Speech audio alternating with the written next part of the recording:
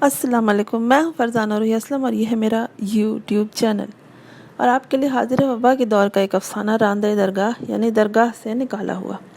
انتظار کی سولی سے وہ پکی اتر چکی تھی، پر آنکھیں تھیں کہ دہلیز پر ٹکی رہیں۔ سماعت مانوس دستک سے شناسائی کا امتحان لینے کے لیے اس گھڑی کی منتظر رہتی جب دھڑکنیں بے ترتیب ہونے لگتی ہیں۔ گو کہ وہ خود کو سمجھا چکی تھی کہ اس ہرجائی کا انتظار بے سود ہے جس نے شادی کے چند ہفتے بعد ہی اسے دانت کچکچاتے ہوئے پوچھا تھا، بتاؤ تم نے میرے رشتے سے انکار کیوں کیا تھا؟ مجھے تمہیں حاصل کرنے کے لیے پاپڑ بیلنے پڑے؟ مگر دل تھا کہ جس کے کسی گوشے میں اب بھی اس کی یاد کی ٹک ٹک سنائی دیتی تھی۔ اپنی خانگی زندگی کے چند ہفتے نہایت اذیت سے کاٹنے کے بعد امید کے پرندے اب اسے اپنے اڑان بھولنے کا کہتے۔ پیاسا کتنا ہی تھوک نگل کر اپنا حلق تر کر لے، پانی کی طلب تو رہتی ہی ہے۔ بے ثبات دنیا اپنی ترقی کی رفتار بڑھائے جا رہی تھی کہ یکایک ایسی الٹ پلٹ ہوئی کہ بے راہ رو بھی اپنی منزلوں کو لوٹنے کی صحیح کرنے لگے۔ پھیلی ہوئی دنیا کو ایک اندیکھے جراثیم نے جیسے جال ڈال کر سکیڑ لیا ہو۔ مکین اپنے مکانوں میں مقید ہو گئے، جن کے گھر تھے وہ اپنے وفاؤں کی تجدید کا امتحان دینے لگے۔ تیزی کے ساتھ پھیلتی وبا نے گردش ایام کو پیچھے کی جانب لوٹنے پر مجبور کر دیا۔ قریہ قریہ گھومنے والے اپنے ٹھہرنے کے اسباب تلاش کرنے لگے۔ جن کی پشت پر تعلق داریاں اور منتظر آنکھیں تھیں وہ الٹے قدموں لوٹ آئے، مگر جو راندہ درگاہ تھے وہ کس کا دامن تھامتے، کس کی پناہ میں آتے یا کس کا سایہ ڈھونڈتے؟ جن کے وہم و گمان میں بھی نہ تھا کہ کبھی انہیں الٹی گنتی گننی پڑے گی یا اس جانب لوٹنا پڑے گا جہاں سے چلتے وقت وہ اپنی کشتی جلا کر آئے تھے۔ احمد حسن کو اس کے عارضی مستقر سے فوری بے دخلی کا پروانہ مل چکا تھا۔ عجیب بے چارگی کا عالم تھا کہ وہ نہ ایک شہر سے دوسرے شہر جا سکتا تھا، نہ ہی کسی اور ملک ہجرت کر سکتا تھا۔ وبا کے کھینچے ہوئے حصار کے تحت اس کی کمپنی بند ہو گئی۔ پردیسی اپنے وطن لوٹنے لگے تو اس نے بھی موت کے خوف سے کچھ سوچنے کے بجائے خود کو اسی رستے پہ ڈال دیا جنہیں وہ کب کب بھول چکا تھا۔ مسافر راستے کو بھول بھی جائے تو کبھی کبھی گزرگاہ ان کی منتظر رہتی ہی ہے۔ یہی اس کے ساتھ ہوا۔ مزاج تو ایسا نہ تھا، پر قدموں اور دھول کا کچھ تعلق بن چکا تھا۔ ایئرپورٹ پہ اسے اس وقت دھچکا لگا جب کہا گیا کہ آپ کو 15 دن قرنطینہ میں رہنا ہوگا۔ میں اپنے گھر میں رہوں گا، اس نے درخواست کی۔ گھر میں کتنے افراد ہیں؟ کوئی بھی نہیں۔ اجازت ملتے ہی وہاں سے وہ ایسا بھاگا جیسے اگر جلد غائب نہ ہو جاتا تو گویا اسے پکڑ کر کسی اندھے کنویں میں ڈال دیا جاتا۔ کچھ ہی لمحے کے بعد وہ حسن ولا کے سامنے کھڑا، یہ سمجھنے سے قاصر تھا کہ اطلاعی گھنٹی پر اگر کسی نے اس سے پوچھا کہ کون ہے تو کیا بتائے گا۔ ہوا بھی یہی۔ گیٹ کے درز سے بوڑھے چہرے نے جھانکا، کون ہے؟ پاٹدار آواز سن کر وہ چونک گیا۔ گیٹ وہی تھا، مہمان بھی وہی، مگر آنے جانے کے مناظر یکساں نہ تھے۔ اس نے جس دروازے کو جاتے سمے مڑ کے بھی نہ دیکھا تھا، آج اسی دروازے کے سامنے بن بلائے مہمان کی طرح کھڑا تھا، جس کے چوکٹوں نے کبھی اس کی آواز سنی تھی، پڑی رہو اب زندگی بھر اسی گھر میں۔ اب اس کی نگاہ اوپر کھڑکی پہ گئی جہاں کسی نے دیے کی لو بڑھا دی تھی۔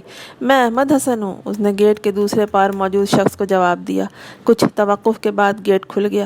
مہمان خانہ کھول دو، اس نے گیٹ کھولنے والے سے کہا۔ اب وہاں کرایہ دار رہتے ہیں صاحب؟ چوکیدار اسے پرتجسس نگاہوں سے دیکھتا ہوا بولا۔ آپ کون؟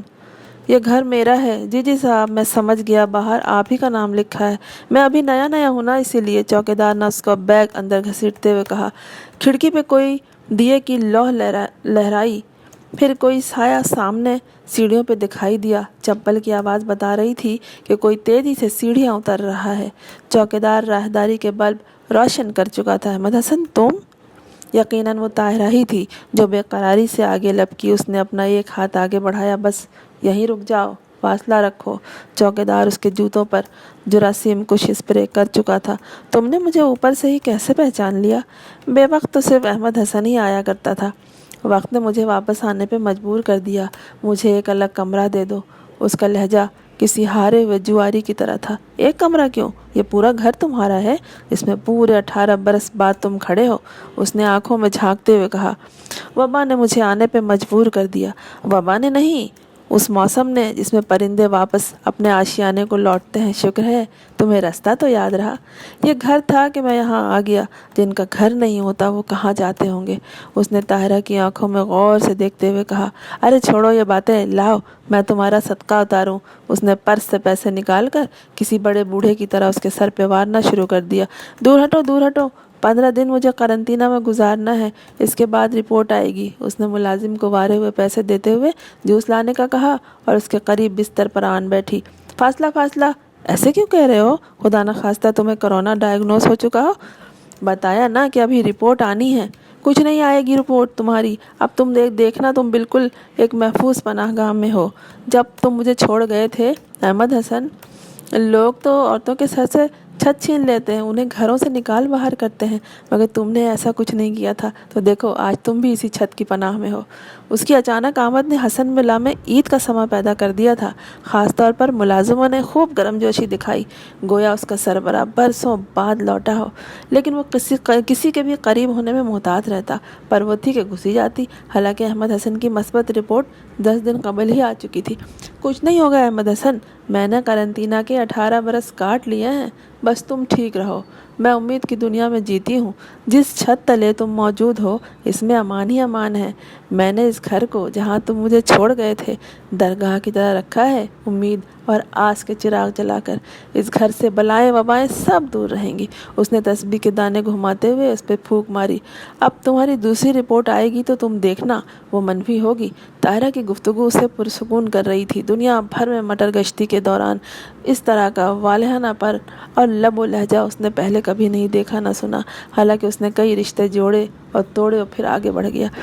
جانثاروں، عقیدت مندوں، چاہنے والوں کی توجہ ملے تو آدمی بستر مرگ سے واپس لوٹ آتا ہے۔ وہ بھی ایسا ہی خوش بخت تھا جس کے آگے طاہرہ کے ساتھ ساتھ اس کے ملازم بھی بچھے جا رہے تھے۔ اب وہ اپنی سنبھلتی زندگی کے ڈور کو تھامنا چاہ رہا تھا۔ اس نے از خود ایک خوابناک زندگی کے سپنے بننے شروع کر دیے۔ دوسری صبح وہ بیدار ہوا تو ملازم نے ناشتہ اس کے سامنے رکھتے ہوئے بتایا، صاحب رات طاہرہ بی بی کو ایمرجنسی میں داخل کرا دیا ہے، ان کی سانس اکھڑ رہی تھی، انہوں نے آپ کو جگانے سے منع کیا تھا۔ جوس کا گلاس اس کے ہاتھوں میں چھلک پڑا۔ دوسرے ہی لمحے وہ طاہرہ کو وینٹیلیٹر پہ پڑے دیکھ رہا تھا۔ اسے بتایا گیا کہ پروفیسر طاہرہ کو بہت تاخیر سے اسپتال لایا گیا۔ سر، آپ یہاں دستخط کر دیں تو ہم وینٹیلیٹر ہٹا دیں اور آپ میڈم کا آخری دیدار بھی یہیں سے کر لیں۔ نرس نے اس سے آگے بھی کچھ کہا مگر اس کی سماعتوں میں سیٹیاں بجنے لگیں، دل بے جان ہونے لگا، آنکھیں آنسوؤں کے سمندر میں ڈوب گئیں۔ اسپتال کے کوریڈور میں ایک ہی آواز گونج رہی تھی، احمد حسن، میں تو 18 برس سے کوارنٹین میں تھی۔ کیسا لگا آپ کو یہ افسانہ؟